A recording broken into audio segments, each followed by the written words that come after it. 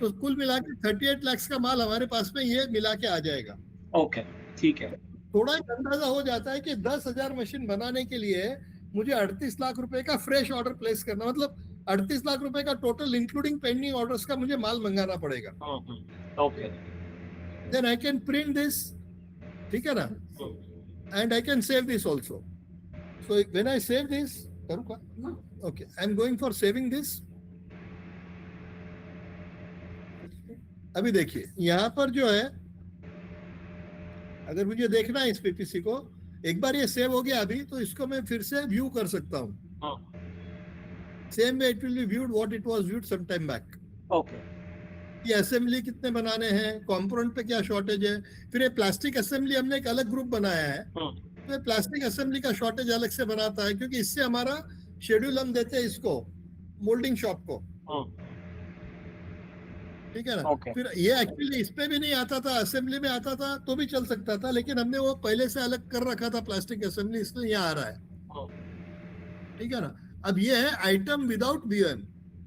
अब क्या है कि उसको क्या मिला कि ऐसे कोई असेंबलीज मिली जिनकी बीओएम डली हुई नहीं है प्रोग्राम में, तो उसने ये भी बता दिया कि भाई ये 10-10 असेंबली शॉर्टेज में आई है, लेकिन इसकी बीओएम अपडेटेड नहीं, कुछ भी डला हुआ नहीं, ब्लैंक है। तो कम से कम एक अलर्ट हो जाता है कि इसकी बीओएम डली नहीं है, तो यार देख ले इसमें क्या आइटम लगने वाला है, वो उसका वर्बली उतना आइटम मंगा दे, कुछ एक आध दूसरा रह गए, या तो फिर वापस रन करो, इसकी बीओएम अपडेट करो पहले जाके, और फिर पीपीसी रन कर लो।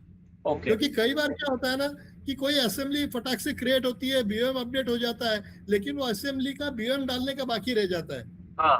ओके, तो वो यहाँ दिख जाता है एज अ क्या बोलते हैं, कॉशियस मेथड, राइट, ठीक है ना।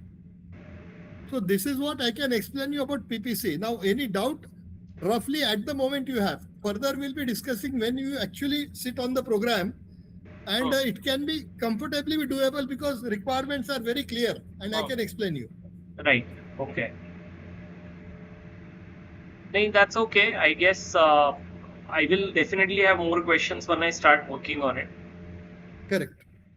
Even I'm sure that there'll be questions, but I'm very sure that right from moment one, when I tried to explain you PPC, you understood the purpose and the functionality very clearly. Okay. And now, I mean, what do you do with the report? You just print and give it out to the various departments? No, we send it on email. Okay, but then again, the report that I saw, it was, जैसे Bhattu F वगैरह, so it was all part of the same. So somebody has to manually copy paste separate sections of the report to and mail it across to different people. Correct. तो वो जो Swati madam के assistant लोग बैठे हैं, वो Swati madam ने एक बार इनको भेज दिया, अरे मैंने पीपीसी सेव कर दिया, चल वो तू तेरा रोज का कार्यक्रम कर, भेज परचेस वालों को, तो फिर वो लोग सब करते रहते हैं।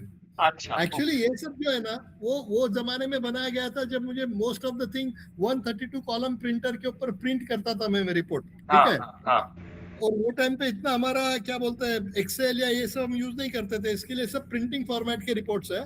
इनको अभी आप बनाओगे तो नेचुरली आप पूरा क्लियर कर सकते हो। इनफैक्ट अगर आप डायरेक्टली ईमेलिंग भी कर सकते हो, नहीं तो परचेस एग्जीक्यूटिव वाइज अलग अलग फाइल्स बना के इस पे सेव हो सकती है, जो कि उठा के खाली ईमेल करना है, ठीक है ना। तो वैसा सब तो बहुत आसानी से पॉसिबल होगा आपके नए एनवायरनमेंट में। वेरी इजी, ठीक है ना। तो मेरे ख्याल से आज के लिए इतना काफी है। PPC was the main chapter which I covered today, and you understood that it is doable and what the complexity you understood, right? And here, like, I mean, this PPC, every tab has got subtabs, or only this component tab has got all of these subtabs?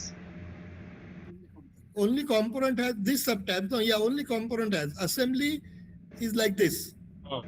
The name of the assembly, the description, the short quantity, item code, and item subgroup.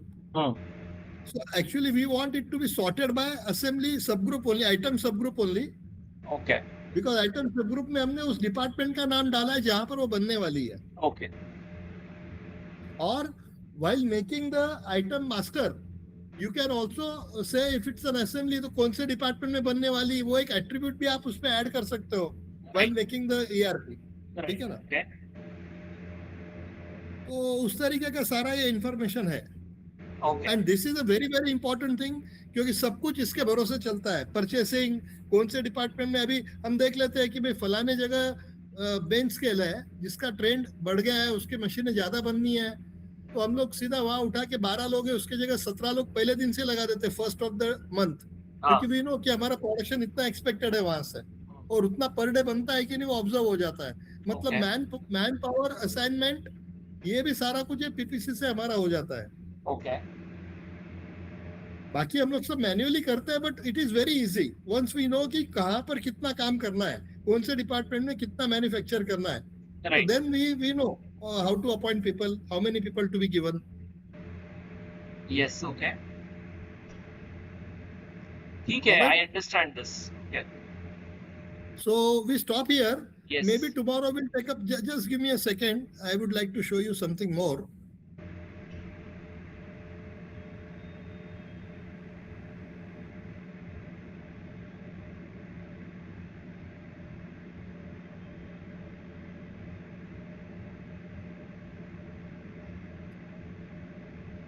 Gmail कुठे जरा सापडेल का? ती जी तुम्ही 27 तारखेला